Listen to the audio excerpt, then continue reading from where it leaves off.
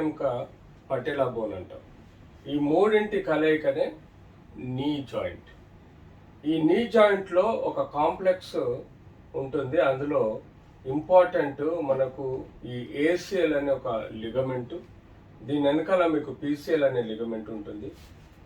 ఆ తర్వాత మనకు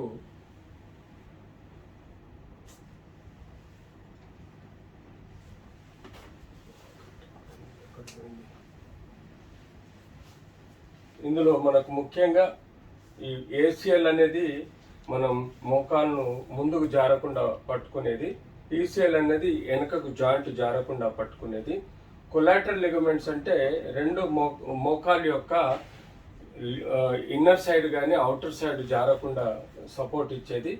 అలాగే మెనిస్కస్ అంటే మెత్తటి ఎముక, అది మనకు మెత్తగా కుషన్ లాగా జాయింట్కి సపోర్ట్ చేస్తుంది. మెనిస్కస్ లిగమెంట్స్ చాలా ఇంపార్టెంట్. దానికి తోడు దీనిలో ఉండే లిగమెంటం పటేలా బోను, అలాగే వీటి యొక్క స్ట్రక్చర్. ఈ స్ట్రక్చర్లో మనకు మోకాలు నొప్పి కారణం చాలా ఉంటుంది. అందులో ముఖ్యంగా లిగమెంట్ సమస్యలు ఉంటాయి, డిస్క్ సమస్యలు అంటే మెనిస్కస్ సమస్యలు ఉంటాయి, బోన్ జాయింట్ సమస్యలు ఉంటాయి, కీలవాతం కూడా ఉంటుంది.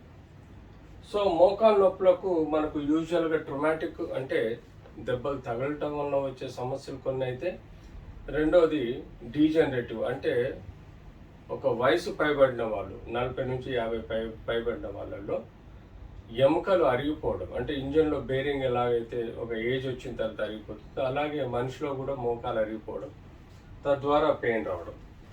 అంతేకాకుండా మనకు దీనిలోని కుషన్ లాంటి మెనిస్కస్ యొక్క ట్రమాటిక్ ఇంజరీ వల్ల కూడా మనకు రావచ్చు.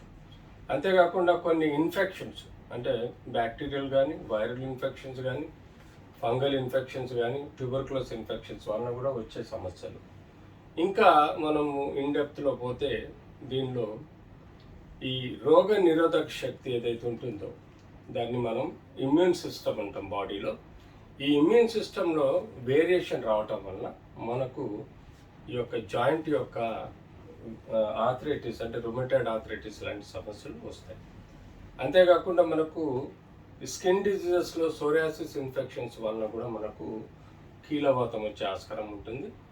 యూరిక్ యాసిడ్ క్రిస్టల్స్, మన బాడీలో యూరిక్ యాసిడ్ క్రిస్టల్స్ కూడా అధికంగా అక్యుములేట్ అవటం వలన కూడా మనకు ఈ యొక్క కీలవాతం వచ్చే ప్రమాదం ఉంటుంది. ఇలాంటి ఎన్నో కీలవాతం ద్వారా మనకు వచ్చే ఈ సమస్యల్ని మనం ఇప్పుడు ఇన్డెప్త్గా చర్చించుకుందాం. సో మనకు ఇవి యూజువల్గా చైల్డ్ ఏజ్ నుంచి మొదలెడితే 80-90 ఏళ్ళు 100 ఏళ్ళ వరకు కూడా ఇలాంటి సమస్యలు ఎన్నో వేరియబుల్గా వస్తుంటాయి.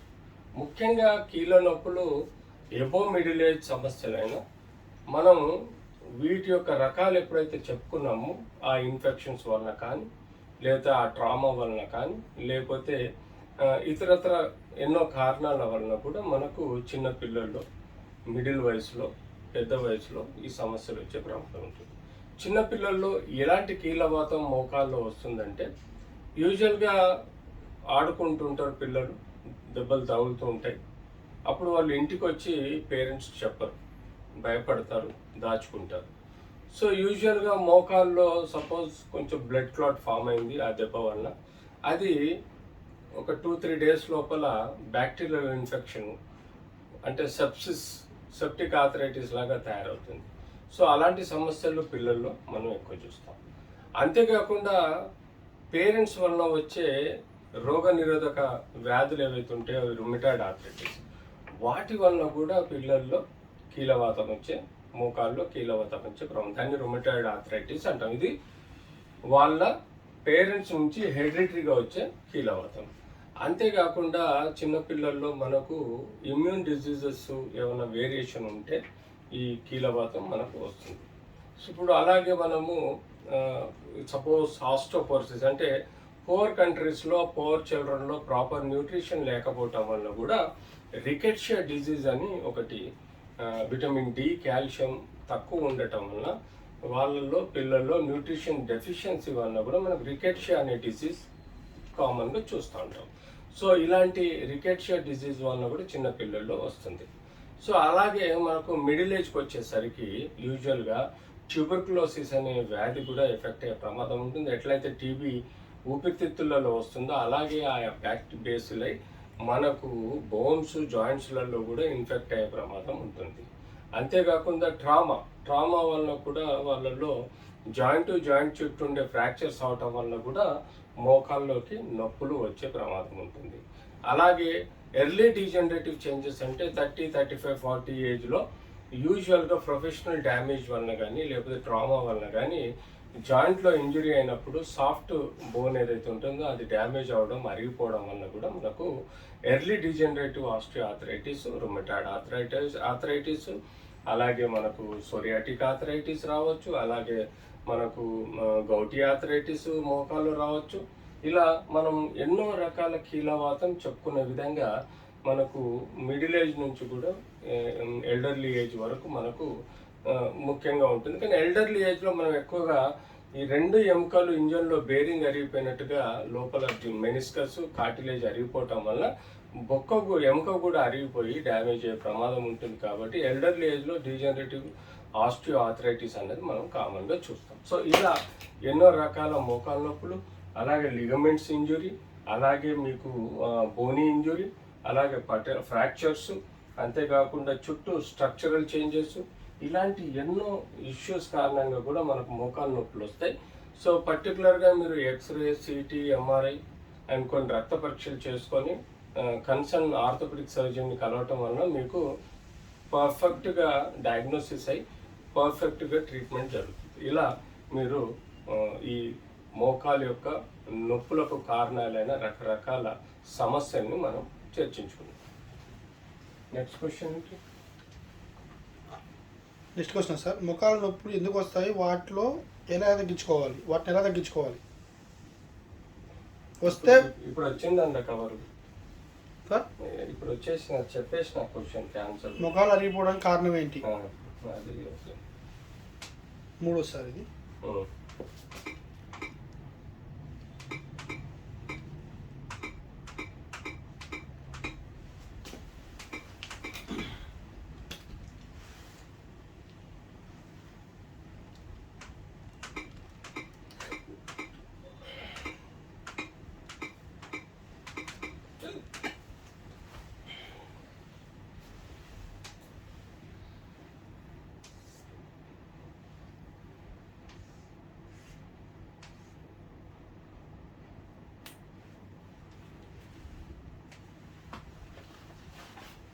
ఓకే,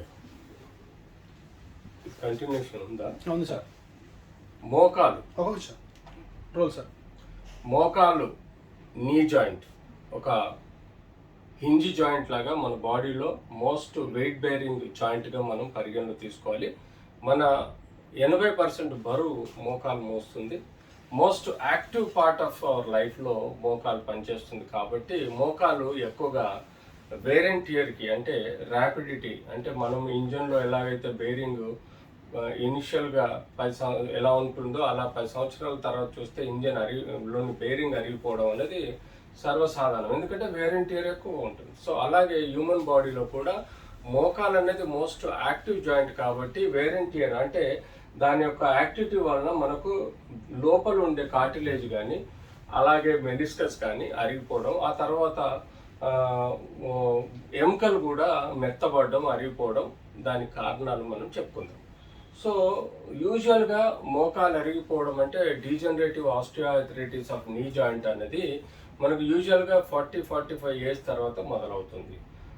లక్కీగా మనం చెప్పుకోవచ్చు, ఇంజన్లో బేరింగ్ కేవలం 5-10 సంవత్సరాలు పనిచేస్తే మన బేరింగ్ కొంతమందికి 40 సంవత్సరాలు, కొంతమందికి 90 సంవత్సరాలు కూడా ఎలాంటి నొప్పి లేకుండా మోకాలతో పనిచేయగలుగుతారు. కానీ దాన్ని మన యొక్క కెపాసిటీ, మన యొక్క జాయింట్ స్ట్రెంగ్త్, మన యొక్క ఫిజికల్ ఎక్సర్సైజ్, ఇవన్నిటిని బట్టి, న్యూట్రిషన్ బట్టి మన జాయింట్ యొక్క మెయింటెనెన్స్ ఉంటుంది. అలాగే మోకాలు అరగడం అనేది 40-45 సంవత్సరాల తర్వాత, వేర్ అండ్ టియర్ 40 సంవత్సరాలు మోసిన తర్వాత కూడా ఒక బేసిక్ అరుగుదల అనేది మొదలవుతుంది.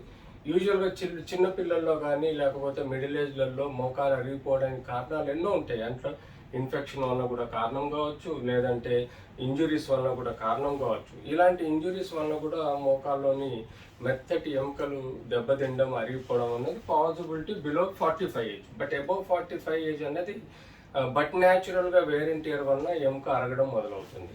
సో 45 ఏజ్ తర్వాత ఎందుకు ఈ వేరియేషన్ వస్తుంది? ఒకటి, మన బాడీలో హార్మోనల్ ఇంబ్యాలెన్స్, అందులో స్పెషల్లీ ఆడవాళ్ళల్లో హార్మోనల్ ఇంబ్యాలెన్స్ అనేది ఉంటుంది. రెండోది, మనకు సరిగ్గా సన్ ఎక్స్పోజర్ లేకుండా డైలీ, తద్వారా ఇప్పుడు ఈ మధ్యకాలంలో ఎక్కువ శాతం మన హ్యూమన్ బీయింగ్స్ అన్నది సన్కి ఎక్స్పోజ్ కాకుండా ఎక్కువగా కంఫర్ట్ ఆఫీసులలో పనిచేయటం వల్ల, అలాగే వాళ్ళు బ్యాలెన్స్డ్ డైట్ ప్రాపర్గా తీసుకోకపోవడం అంటే ఎక్కువగా మనకు కావాల్సిన విటమిన్ డి, కాల్షియము, అలాగే B12, ఈ ఇతరత్ర విటమిన్స్ లేకపోవటం వల్ల, మనం తీసుకున్న డైట్ ప్రాపర్ లేకపోవటం వల్ల మనకు ఈ 45 ఇయర్స్ తర్వాత మనకు hormonal imbalance, improper nutrition, proper exercise చేయక, ప్రాణాయామం లేక, సన్ ఎక్స్పోజర్ లేక, ఫిజికల్ ఎక్సర్సైజ్ లేక మనకు ఈ యొక్క విటమిన్ డి డెఫిషియన్సీ, ఆస్టియోపోరోసిస్ అనే వ్యాధి మొదలవుతుంది. అక్కడి నుంచి మనకు మోకాలు, అంటే అన్ని జాయింట్లలో అరుగుతుంది, కానీ మోకాలు ఎక్కువగా వెయిట్ బేరింగ్ పార్ట్ కాబట్టి ఎక్కువగా అరిగే ప్రమాదం ఉంటుంది. సో ఇదంతా మనము ఈ బోను జాయింట్ లోపల ఒక పొర ఉంటుంది, దీన్ని మనం కార్టిలేజ్ అంటాం. ఈ తెల్లటి పొర అన్నది కార్టిలేజ్. ఈ ఎక్కడైతే ప్యాచెస్గా కనబడుతుందో ఇది ఎముక అరిగిపోయే బీమారిని అంటాం. సో ఇది మెనిస్కస్ అంటాం. అంటే ఇది ఒక మెత్తటి డిస్క్ లాగా పనిచేస్తుంది, అంటే షాక్ అబ్జర్బర్ లాగా ఈ యొక్క మెనిస్కస్ అన్నట్టు ఉంటుంది. ఈ మెనిస్కస్, ఈ కార్టిలేజ్, ఈ రెండు మనకు కలిసి దాదాపుగా 8 mm వరకు మన జాయింట్ లోపల పొరలు ఉంటాయి. ఆ పొరలు మనం ఎగిరి దుంకినా, పని నడిచినా కూడా మన జాయింట్స్ ప్రొటెక్ట్ చేస్తుంది. ఇందులో ఫ్లూయిడ్ కూడా ఉంటుంది, లూబ్రికేటింగ్ ఫ్లూయిడ్ అంటాం. సో యూజువల్గా అబౌవ్ 45 ఏజ్ ఆస్టియోపోరోసిస్ వ్యాధి, వేర్ అండ్ టియర్ ఎక్కువ ఉండటం, దెబ్బలు తగలటం కారణంగా ఈ పొరలు ఇలా ప్యాచ్ లాగా దెబ్బతింటాయి. అంటే ఈ తెల్లటి పొర ఏదైతే ఈక్వల్గా ఉండాలనో జాయింట్ మొత్తం ఉండకుండా ఇలా ప్యాచ్ లాగా పంచ్డ్ అవుట్ కార్టిలేజ్ లాగా ఎగిరిపోతూ ఉంటుంది, అంటే డ్యామేజ్ అయ్యి లోపల ఉంటుంది. అలాగే ఒక స్టేజ్ 1, 2, 3, 4 అంటాము. స్టేజ్ 1లో ఈ జాయింట్ మొత్తానికి 25% దెబ్బతినడం, స్టేజ్ 2లో 50% దెబ్బతినడం, స్టేజ్ 3లో 75% దెబ్బతినడం, స్టేజ్ 4లో టోటల్ జాయింట్ డ్యామేజ్, అరిగిపోవడాన్ని మనం డివిజన్గా తీసుకుంటాం. ఇది మనం కేవలం ఎంఆర్ఐలో కానీ లేకపోతే మనం డైరెక్ట్ ఆర్థ్రోస్కోపీ ద్వారా తెలుసుకోవడం జరుగుతుంది. సో ఎప్పుడైతే ఈ స్టేజ్ డ్యామేజ్తో పాటు క్లినికల్ సిమ్టమ్స్, సైన్స్ కూడా వేరియేషన్ ఉంటాయి. ఇనిషియల్గా స్టేజ్ 1లో మనకు కాలు నొప్పి అనేది సైన్ సిమ్టమ్. మనకు ఎప్పుడైతే కాలు నొప్పి మొదలవుతుందో తను వాపు కూడా నోటీస్ చేస్తాడు. నోటీస్ చేసిన తర్వాత కొంచెం డిఫికల్టీ, నడవడంలో డిఫికల్టీ ఉంటుంది. స్టేజ్ 2లో ఈ సమస్యలు ఇంకా 50% అధిగమించే ఛాన్సెస్ ఉంటాయి. స్టేజ్ 3లో 75% ఈ సమస్యలు అధిగమిస్తాయి. స్టేజ్ 4లో జాయింట్ మొత్తము అరిగిపోయి ఇలా ఉండాల్సిన జాయింట్ ఇలా వంగిపోతుంది మోకాళ్ళలో. సో దీన్ని మనం స్టేజ్ 4 అంటాం. ఈ స్టేజెస్ డివిజన్ ఎందుకు చేసుకుంటామంటే మనం ఏ స్టేజ్లో ఏ ట్రీట్మెంట్ ఇవ్వాలన్నది ఒక ఆర్థోపెడిక్ సర్జన్గా డిసైడ్ చేస్తాడు. సో స్టేజ్ 1, 2, 3 వరకు యూజువల్గా మనం సర్జరీ లేకుండా మందులు, ఇంజెక్షన్స్, ఫిజియోథెరపీ, బ్రేసెస్ ద్వారా మేనేజ్ చేయగలుగుతాం. సో యూజువల్గా మనం ఎలా తెలుసుకోవాలి? ఫస్ట్ అండ్ ఫార్మోస్ట్ మోకాలు అరిగిపోయిందని తెలుసుకోవడానికి మనం ఎక్స్రే, సిటీ స్కాన్ కానీ, ఎంఆర్ఐ కానీ, ఈ మూడిట్లలో కూడా మనం కన్ఫర్మ్ చేసుకోవడానికి అవకాశం ఉంటుంది. ఇంకా ఆర్థ్రోస్కోపీ టెస్ట్ కూడా డెఫినెట్లీ 100% మనకు కన్ఫర్మ్ అవుతుంది. అంతేకాకుండా రక్త పరీక్షలు తెలుసుకొని ఈ మోకాలు అరగడానికి కారణాన్ని కూడా తెలుసుకోవాలి. ఎందుకంటే కొన్ని కీలవాతం ద్వారా కూడా ఈ మోకాలు అరగడం మొదలవుతుంది. సో ఆ కీలవాతం ఉంటే ఆ కీలవాతాన్ని కూడా హ్యాండిల్ చేయగలిగితే ఈ మోకాలు యొక్క అరుగుదలను కూడా మనం మేనేజ్ చేయొచ్చు. అంతేకాకుండా మనకు విటమిన్ డి, కాల్షియం ఏమన్నా డెఫిషియన్సీస్ ఉంటే వాటిని మేనేజ్ చేయాలి. ఇలా మనం చేసుకుంటూ ఎవరైతే వ్యక్తి స్టేజ్ 1, 2, 3ని మనం మెడిసిన్స్, ఫిజియోథెరపీ, జాగ్రత్తలు, బ్రేసెస్, ఇంజెక్షన్ ద్వారా మేనేజ్ చేయగలుగుతాము. స్టేజ్ 4 మాత్రం తప్పనిసరి పరిస్థితుల్లో ఎలాగైతే ఇంజిన్లో బేరింగ్ చర్రాలు ఎరిగిపోయి మొత్తం డ్యామేజ్ జరిగితే ఎలాగైతే బేరింగ్ మారుస్తామో అలాగే ఈ జాయింట్లో కూడా ఇదంతా ఒక రకమైన బేరింగ్గా జాయింట్ రీప్లేస్మెంట్ సర్జరీ చేయటం వల్ల మనకు ఈ యొక్క సమస్యని సాల్వ్ చేసుకునే విధంగా అవకాశం ఉంటుంది. నెక్స్ట్ సార్ ఫోన్ వచ్చింది సార్, జేఎస్ సార్. పర్లేదు.